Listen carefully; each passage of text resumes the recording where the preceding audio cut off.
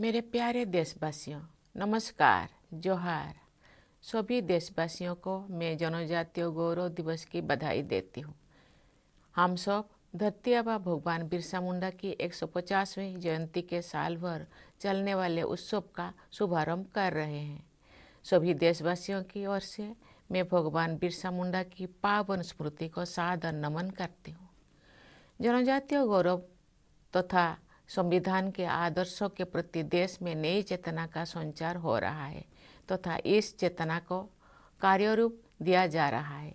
ये भावना जनजातीय समाज सहित पूरे देश के उज्जवल भविष्य का आधार बनेगी। 2 वर्ष पहले झारखंड राज्य में स्थित भगवान बिरसा मुंडा के गांव उलीहातू में जाकर उनकी प्रतिमा पर पुष्पांजलि अर्पित करने का सौभाग्य मुझे मिला था। पिछले वर्ष जनजातीय गौरव दिवस के अवसर पर प्रधानमंत्री श्री नरेंद्र मोदी जी ने भी उलीहातू जाकर भगवान बिरसा मुंडा का आशीर्वाद लिया। किसी प्रधानमंत्री द्वारा उलीहातू की वो पहली यात्रा थी। इससे जनजातीय समाज के लोगों को बहुत खुशी हुई। उसी दिन झारखंड से ही पीएम जनजातीय आदिवासी न्याय महाअभियान यानी पीएम जनमन का शुभारंभ किया गया है। प्यारे देशवासियों, 18वीं सदी से ही जनजातीय समाज ने ब्रिटिश हुकूमत के अन्याय का संगठित विरोध किया था।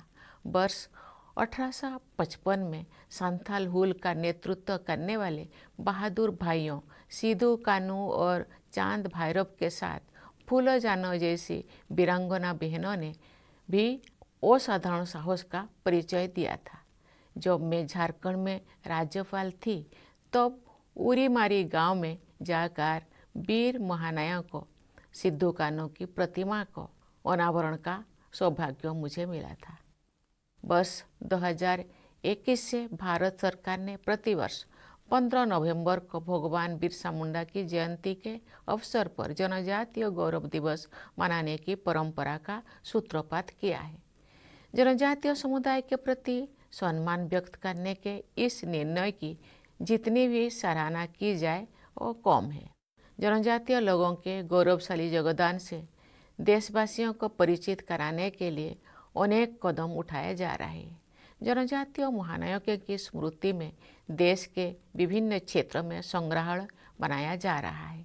रांची में भगवान बिरसा मुंडा का संग्रहालय एक तीर्थ स्थल की तरह सम्मानित हो रहा है। राष्ट्रपति भवन में भी जनजातीय दर्पण नामक संग्रहालय विकसित किया गया है। प्यारे देशवासियों, मैं तिलका माझी तथा भगवान बिरसा मुंडा से लेकर लक्ष्मण नायक जैसे अनेक जनजातीय महानायकों की कहानियाँ सुनते हुई बड़ी हुई हूँ, लेकिन सामान्य लोगों के बीच उन महानायकों के विषय में इतनी जानकारी नहीं होती थी। सरकार के प्रयासों द्वारा अब जनजातीय स्वाधीनता सेनानियों की कथाओं से लोग भली भांति परिचित होने लगे हैं। युगों युगों से जनजातीय समाज के लोग हमारे देश की सभ्यता और संस्कृति को समृद्धि बनाते रहे हैं।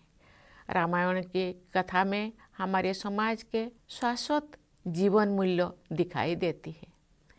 अपने लंबे वनवास के दौरान प्रभु श्री राम जनजातीय समाज के लोगों के साथ उन्हीं की तरह रहे। भगवान श्री राम ने वनवासियों को अपनाया और वनवासियों ने प्रभु श्री राम को अपनाया। जनजातीय समाज का ये अपनापन और समरसता ही हमारी संस्कृति और सभ्यता का आधार है। प्यारे देशवासियों, मुझे ये साझा करते हुए प्रसन्नता होती है कि जनजातीय भाषा संथाली को संविधान की 8वीं अनुसूची में शामिल करने के प्रयासों में मेरा भी योगदान था। श्रद्धेय अटल बिहारी वाजपेयी जी के कार्यकाल में ये संभव हुआ था। स्वाधीनता के कई दशकों के बाद भी जनजातीय समुदाय के अधिकांश लोगों को अपना घर न होने तथा बिजली, पानी, सड़क जैसा बुनियादी सुविधाओं के अभाव में कठिन जीवन बिताना पड़ता था। बीमारी की हालत में इलाज के खर्च का बोझ उनके जीवन को और कठिन कर देता था। उनके लिए विकास के रास्ते भी सुगम नहीं थे। जनजातीय समाज के भाई बहन अपनी सदियों पुराने कला विरासत के बल पर बहुत सुंदर वस्तुएं बनाते हैं। कुछ ऐसे कानून थे जिनसे जनजातीय लोगों के कुछ उद्यमों पर रोक लग गई थी। साथ ही अपने उत्पादों को बाजार तक पहुंचाने की जानकारी और सुविधाओं की कमी उनके विकास से बाधक थी। इस प्रकार आवास, यातायात, चिकित्सा, शिक्षा तथा रोजगार की आवश्यकताएं पूरी ना होने के कारण वे लोग विकास की मुख्य धारा से दूर रह गए थे। लेकिन अब इन सुविधाओं को उन तक पहुंचाया जा रहा है, उनके जीवन स्तर में सुधार हुआ है, साथ ही उनके लिए आर्थिक विकास के अवसर भी बढ़ रहे हैं। वर्तमान सरकार ने जनजातीय विकास और कल्याण की यात्रा को तेज गति से बहुत आगे बढ़ाया है। बहुत बड़े पैमाने पर अनेक अभियान और कार्यक्रम चलाए जा रहे हैं। विकास और कल्याण के सभी राष्ट्रीय कार्यक्रम में जनजातीय समाज तक सभी सुविधाएं पहुंचाने के विशेष उपाय किए गए हैं। इसके अलावा जनजातीय समुदाय के लिए अलग से विशेष योजनाएं चलाई जा रही है। देश के लगभग 750 जनजातीय समूह के लोग हमारे लिए विशेष स्थान रखते हैं। इनमें पीवीटीजी समूह की संख्या 75 है। वे देश के विभिन्न क्षेत्रों में रहते हैं। पिछले वर्ष जून में मैंने देश के पीवीटीजी समुदाय के भाई बहनों को राष्ट्रपति भवन में आमंत्रित किया था।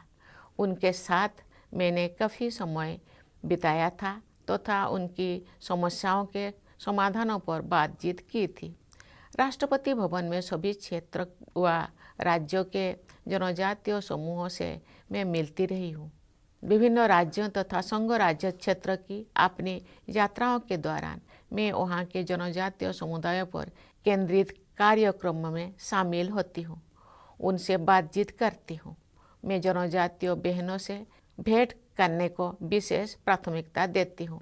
मुझे ये देखकर खुशी होती है कि बड़ी संख्या में हमारी जनजातीय बहनें स्वयं सहायता समूह के माध्यम से तथा अन्य माध्यम से आर्थिक आत्मनिर्भरता प्राप्त कर रहे हैं। उनके लिए विकास के अवसर बढ़ रहे हैं। प्रमुख राष्ट्रीय योजनाओं के लाभ सभी जनजातीय लाभार्थियों तक समयबद्ध तरीके से पहुँचे, ये सुनिश्चित किया जा रहा है। पिछले वर्ष जनजातीय गौरव दिवस के दिन प्रधानमंत्री श्री नरेंद्र मोदी जी द्वारा आरंभ किए गए पीएम जनमन अभियान का उद्देश्य देश के पीवीटीजी समुदाय के लोगों का व्यापक विकास करना है। इस अभियान के तहत 24,000 करोड़ रुपया से अधिक की लागत से 3 वर्ष की समय सीमा के पहले ही अनेक सुविधाओं को पीवीटीजी समुदाय के लोगों तक पहुंचाने का लक्ष्य रखा गया है। इस वर्ष राष्ट्रपिता महात्मा गांधी की जयंती के दिन 2 अक्टूबर को भगवान बिरसा मुंडा की धरती से ही केंद्र सरकार द्वारा धरती आबा जनजातीय ग्राम उत्कर्ष अभियान का आरंभ किया गया है। लगभग 80,000 करोड़ रुपया की लागत वाले इस अभियान का लक्ष्य है कि हर जनजातीय व्यक्ति को सरकार की योजनाओं का लाभ पहुँचे। सड़कों और मोबाइल कनेक्टिविटी के द्वारा हर जनजातीय गांव जुड़ सके। सभी जनजातीय परिवार के पास अपना पक्का घर हो।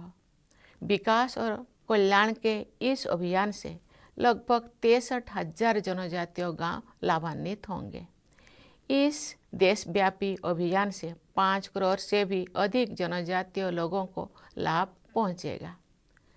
प्यारे देशवासियों, जनजातीय बच्चों को अच्छे शिक्षा प्रदान करने के लिए देश में 700 से अधिक एकलव्य मॉडल रेसिडेंशियल स्कूल बनाया जा रहा है। मैंने कई एकलव्य विद्यालयों की आधारशिला रखी है और अन्य अनेक विद्यालयों का उद्घाटन किया है। ये प्रसन्नता की बात है कि 30 लाख से अधिक जनजातीय विद्यार्थियों को स्कॉलरशिप मिल रही है। विदेश में पढ़ाई करने के लिए भी स्कॉलरशिप दी जा रही है। जनजातीय समाज के युवा सिविल सर्विसेज में, मेडिकल और इंजीनियरिंग में तथा अन्य क्षेत्रों में बढ़ चढ़कर शामिल हो रहे हैं।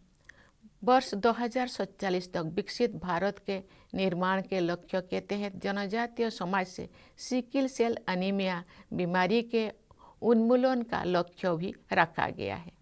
ये तथ्य उल्लेखनीय है कि development action plan for scheduled tribes यानी अनुसूचित जनजातियों के लिए विकास कार्रवाई योजना हेतु धनराशि के आवंटन में पिछले दशक के दौरान कई गुना वृद्धि हुई है। वर्ष 2024-25 के लिए जनजातीय कार्य मंत्रालय का बजट 13,000 करोड़ रुपया का है। ये पिछले वर्ष की तुलना में 74% अधिक है। जब हमारे जनजातीय भाई बहन विकसित होंगे तभी हमारा देश भी सही अर्थ में विकसित होगा। जनजातीय समाज के लोगों की तेज गति से प्रगति हो, ये हमारी राष्ट्रीय प्राथमिकता है। हमारी प्राथमिकता है कि जनजातीय समाज की सदियों पुरानी पहचान बनी रहे और साथ ही उनका आधुनिक विकास भी होता रहे। प्यारे देशवासियों, मैंने जनजातीय समाज के दुख दर्द को केवल देखा ही नहीं है, खुद महसूस भी किया है। जनसेवा की मेरी यात्रा का आरंभ ट्राइब्स एडवाइजरी काउंसिल की सदस्य के रूप में हुआ था। आप जनजातीय लोगों के जीवन को बेहतर होता देखकर मुझे खुशी होती है। जनजातीय समाज की प्रतिभाओं को अधिक मान्यता भी मिल रही है।